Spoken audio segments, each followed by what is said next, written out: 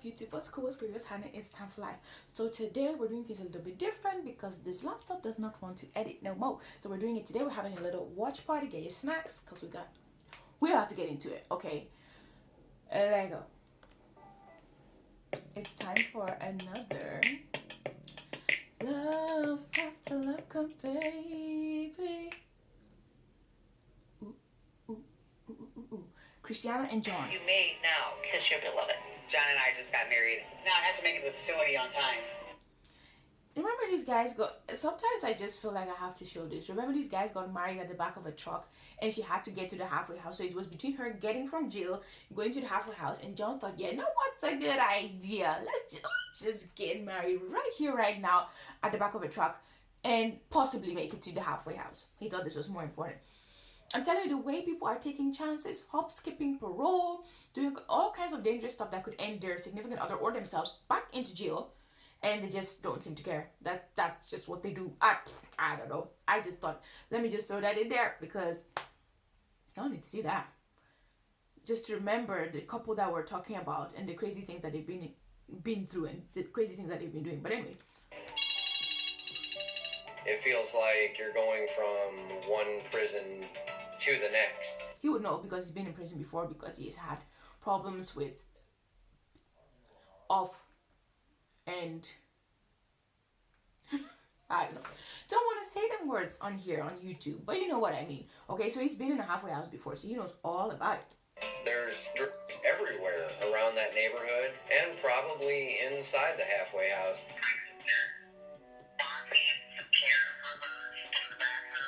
So he's talking to his Bonnie, if you didn't see that. So she calls and she's Bonnie. Anyway, whatever, I'm not gonna play back. But she's Bonnie on his phone, as if that's a good thing. Bonnie and Clyde were not very good people. But anyway, so yeah, she calls and she's like, she's really worried about her mom and her sister. Her mom needs help to go to the bathroom. Like, she's ill, she's not very well. She also, just like Andaya, she has an oxygen on and stuff like that. So she really needs help. And then comes the request above all requests.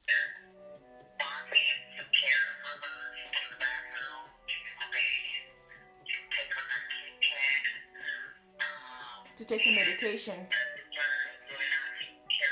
So Kristianna's sister is not really taking care of her because apparently she's also in a very abusive relationship. She also struggles with and yeah, so she's not really doing what she's supposed to be doing. So now Kristianna's sister has some pretty serious problems.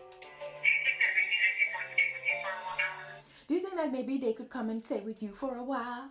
That is the question above all questions. Everybody likes their peace of mind. Nobody wants somebody, people don't like burden. Okay? Even though that's his mother-in-law for real, because they're married and everything. People don't like burden. It is what it is. People don't. So this is a very big ask. But I get it. That's her husband, isn't it? She's working at this car wash. I don't know who these people are. My babe's dad, I know that's his son. You'll see the son later on with long hair as well. And he just explains to them what's going on, that she works in a car wash and yada yada and whatever else. Don't they have to pay for their stay at the halfway house here in Iowa too? It's like $100 a week or something like that. To stay at the halfway house. So these people are actually making a lot of money. And this was Kristianna was saying, I think in one of the first few episodes, that she was like, yeah, they keep you in there to get the money. And I was like, oh, I thought this was for free because it's a halfway house. It gets them back into society and stuff like that. But no. Oh, no. So that's what it's not. Well, it's supposed to be. But they also have all these things there. They're around, right? So they're still surrounded by this stuff. And then on top of that, it costs money to be there.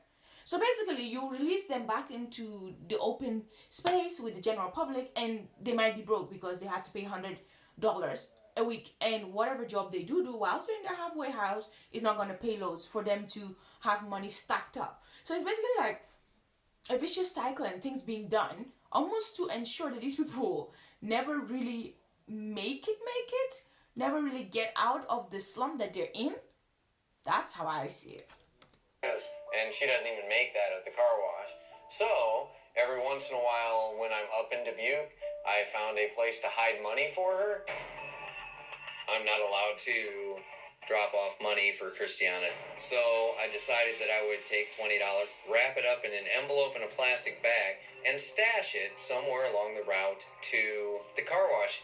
And, you know, if she happens to find $20 on the way to a job, there's nothing I can do about that. I'm not putting her name on the envelopes. Yeah, this is stupidity.com. I'm sorry. He's not putting her name on the thingy. Even if he did, it's out in the open. Anybody, finders keepers.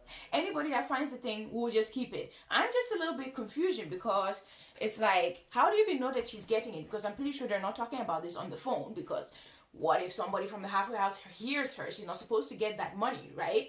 So I'm very confused about all this. I think this is a very strange thing that he's doing. I don't know why he's doing that. It's not a lot of money, but I think he explains that later on, but still, it's a very strange thing. Like, if they catch you, which people have probably tried stuff like this before and even tried to hide things for people in the halfway house, so they know the game. Next thing you know, you're in prison too, because you've been there before, so they already have no mercy on you. Oh, and actually, sometimes you have to pay attention, like when they bring these couples up, you have to pay attention to what they were doing and stuff like that before. This guy, for instance, or like what their job is. This guy, for instance, he works with the youth. So I don't know what you're telling them or what you're teaching them if you have this kind of character of stealing, not really stealing, but cheating or not abiding by the rules. Because also she was not supposed to eat out in a restaurant and do stuff like that. She was just supposed to strictly look for a job.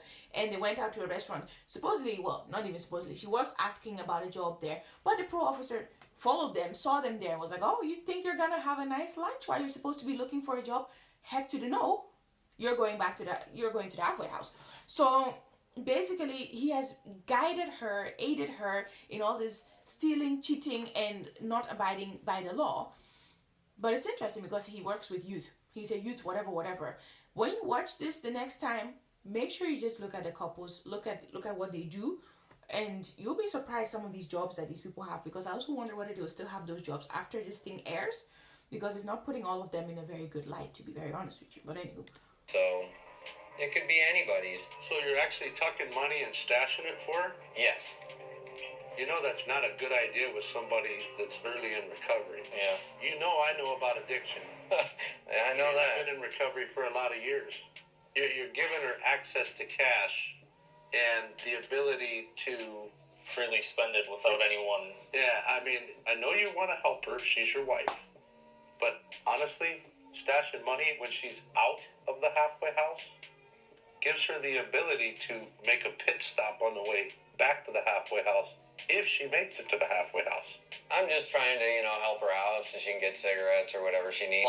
Yeah, she doesn't need that. She doesn't need that. She doesn't need that in this situation. Oh my goodness. I know it's not easy to kick that habit and everything like that, but his priorities is he's got it all wrong. This sounds like things that kids would do. I am confused as to how he thinks this is a good idea. Better just to bring them to me. If I was to leave He's talking about the mom and the sister to come and live with him. So I think he's made up his mind. Because Kristianna on the phone was like, think about it, because he was like silent and stuff. But he thinks he's the man, he's the provider, so he has to do it. So he's going to do it. Them in that situation, I would feel worse than I ever would if I didn't try. If I didn't try something. Be safe with them. Make sure that they're actually good people. They're not just out to have a place to stay for a month and then go off somewhere else, What's wrong with that? They come, stay for a month, and then they go. The way I was hearing it, it sounded like they would stay for like a year. Because it takes a while to get acclimated to the environment that they're in. It will take a while to do all these things, right? So I was thinking, oh, okay. If they come, they're coming for a while, because she's going to need help for a while. And Kristianna's sister is not going to all of a sudden problem-free, no more husband or boyfriend or whatever, no more of. And so, yeah, I thought it's going to be a while. This son is talking about 1 year, having these issues for 1 year. And then, no.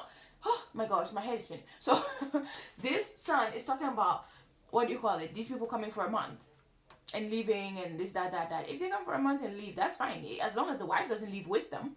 Whatever they want to do, that's not really his problem or business, to be very honest with you. But okay. No. I understand your love for Kristianna. I get that. But just remember what it is that you're inviting into your home. This is crazy. I mean, the guy is right. Just remember what you're inviting to your home. But what can he do at this point? Now, usually Kristianna is like, she's having lack of sleep. She can't sleep, yada, yada. All these things because, you know, her mom is not doing okay. So, yeah, he's going to have to step up as a man. And he feels like, you know, his beliefs and things like that show that, you know, if you're a man, you got to step up and you got to, you know, whatever. It is what it is. Anywho, do you like my sweatshirt, or what do you call it, jumper? Ow. Ooh. So it says abolish slavery with each step. Today is anti-slavery day. So if you don't know, 40.3 million people are still enslaved today. There is still slavery going on today. So make sure you read up about these things. Know in which ways it happens. It could be happening in your own neighborhood, in your own street. Make sure you know the signs. Make sure you read up about this thing. If you don't believe me, do a Google search and find out, because there's a lot of things going on in the world right now. So yeah, if you're not already part of the family, make sure you hit stump as and subscribe button. Comment, because I really want to know about what you think about this couple. I mean, should he be letting the mother-in-law and sister-in-law in the house, in his house? Is he crazy for leaving money for an ex-inmate that's in the halfway house out on the streets in a plastic bag without her name on it? This sounds like something out of a movie. It doesn't sound real. It doesn't sound like people who are living real life, the same life that you and I are living. No. This is crazy. But anywho, and whilst you're doing all that, hit the bling bling notification bell. I will see you in the next video, which will be tomorrow. Daily videos up in here. Not only this, but lifestyle. It's a lifestyle channel, so it's everything up in here. I will see you tomorrow. In the meantime, make time for glorious life. It's time to start living it right, and God bless.